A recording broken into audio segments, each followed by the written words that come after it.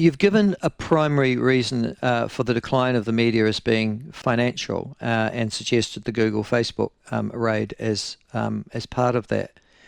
How much, though, does trust in the media play a role as well? I mean, if I still trusted the media to give me my news, I guess I'd still be subscribing or picking up I still subscribe, by the way, to a paper edition of my local newspaper. Gavin, I'm looking here at the latest Ipsos, Media Trust poll, which you've probably seen as well. Yeah, yeah. And right at the bottom of all of the various institutions, there exists the media. Now, they're even behind local government and central government. I would have thought it's almost impossible to be behind them. But there's the media at a 27% trust rating. And I'm interested in, it's by a significant majority, almost half of New Zealand, which is a significant number, 48% of New Zealanders mistrust the media to some degree or another. Then there's about a good tranche in the middle who don't have a view one or the other, and then there's about 28% who trust it, which is very low, less than a third. Yeah. Why is that? It's a little bit complicated because it's part of a general decline in institutional trust. You see that with the low levels of trust in local and central government as well. But as far as the media is concerned, I think a large part of the problem is that they've become glued to what's happening on social media and in particular social media, but also the search platforms. And they are being driven by algorithms that are pushing them further and further into clickbait territory. That's one aspect of it. The other aspect of it is we have an increasingly polarized society, a hollowed out middle, if you like, and more people on the left, more people on the right, not all that many in the middle. Now, that means that if you are on the right and you perceive the content to be left-wing, you don't trust it. If you're on the left and you perceive the content to be right-wing, you don't trust it. So part of it is the responsibility of the media themselves. I really think that they are pushing emotional buttons far, far too hard. I log the lead stories in all 5 metro papers each day, and the number of crime stories and the number of injury stories that lead those papers is out of all proportion to what they really mean in terms of their importance to society in general. When you have a newspaper leading with a toddler being killed in a bloody driveway, it's tragic. It's tragic. But does it affect the whole of the readership? Not at all. Back when I was a police reporter, that would have been a brief on page 3. Sad, hellishly sad. But in relative news value terms, that's where it should be. Not leading the paper. It leads the paper because it's an emotional trigger. Now, those sort of things, I think, are diminishing trust because the more important stories are being relegated as a result. Okay, so you've given 3 reasons there: algorithms pushing people into social media, a polarization of society in general, and the sensationalism, emotionalism that you've just talked about. Yeah. Somewhere along the line, let's deal with what you can control as the media. If you were seen, not you personally, but if the media was seen as a credible source of information, one would expect they'd survive the algorithms issue, because you'd still keep on going back to the source of your main news and that they are authoritative to do with it. And I guess if you're even with the polarized society, Gavin, you might argue that, again, despite some people saying that this is a left story or this is a right story, if you had a multiplicity of voices, for example, across a platform, whether it's the New Zealand Herald or TVNZ, you might say, well, at least there's a balance there. I don't have to read the right wing or the left wing stuff. But I want to go back to that sensationalism stuff. That's been taught in journalism schools. If it bleeds, it leads. That kind of philosophy for, God, 30 years? And I've had newspaper editors tell me 20 years ago when I was the mayor of Wanganui, this is 20 years ago, that negative news sells. And then they repeated the if it bleeds, it leads mantra to me as the reason why they structured their front page.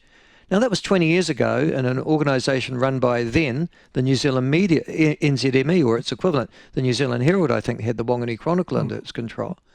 And they came from the Southland Times, which I think was a Stuff newspaper from memory, or a Fairfax Media paper. Yeah. So surely that whole sensationalism aspect is a trained response that journalists learned from journalism school and from editors who taught at those schools. I never taught that, and I taught for 10 years. I certainly used the phrase "if it bleeds, it leads," but not as a predominant news value. There are many news values that you should bring into play in deciding what to top your site with or lead your paper with. And sometimes a story about tragic circumstances, crime or whatever, may merit that, but not for its own sake. It's there because of the consequences of it.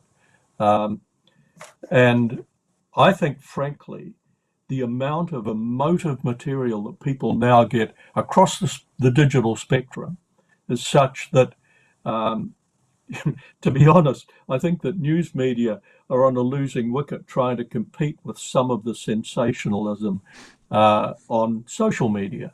So maybe the way for them to resurrect their position is to pull back on that sensationalism and actually concentrate on things that affect people. I would love to know, for example, what is being built on the corner of the road in the direction I'm pointing. For your readers, that's over there. For your listeners, rather. Now, I don't know what's being built there because no media are telling me.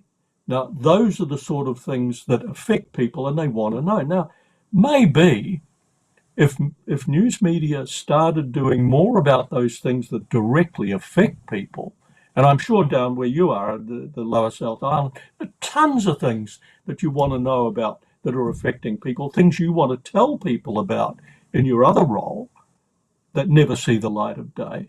And I think, frankly, that we need a reset of news values to perhaps better reflect what people need rather than what, in an emotional state they think they want. I understand that, but I'm also looking at major news media in this country, whether it's Radio New Zealand, Television New Zealand, we'll try it, NZME, Stuff, Fairfax, or previously Fairfax, and I'm watching them retrench. I'm watching all of them take out their local reporting from local communities, doing exactly the thing that you're saying, Gavin, and they retrench into their head offices and essentially report emotional stories. I'm just gone to the Stuff website at the moment, and on their lead story at the moment is top private school investigating incident at Year 6 camp. Christchurch St Andrews College a student has been suspended due to the nature of allegations while the investigation is underway. What a ridiculous front page lead over a particularly minor issue. Then the next one is brother of motorcyclist found dead in a creek charged with his murder.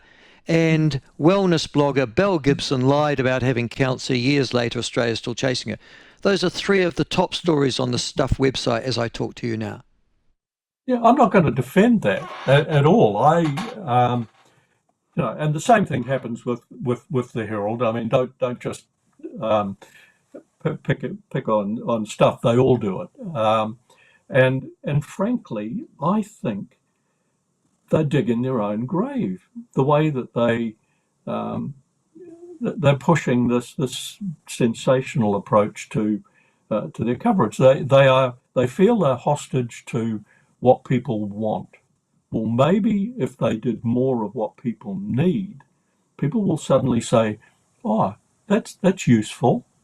That's useful. I think I'll go back to that because what I saw was useful." people ultimately are self-interested. Nothing wrong with that. So if you do things that affect them, if you write about things that affect them, they are going to be more interested in what you're writing.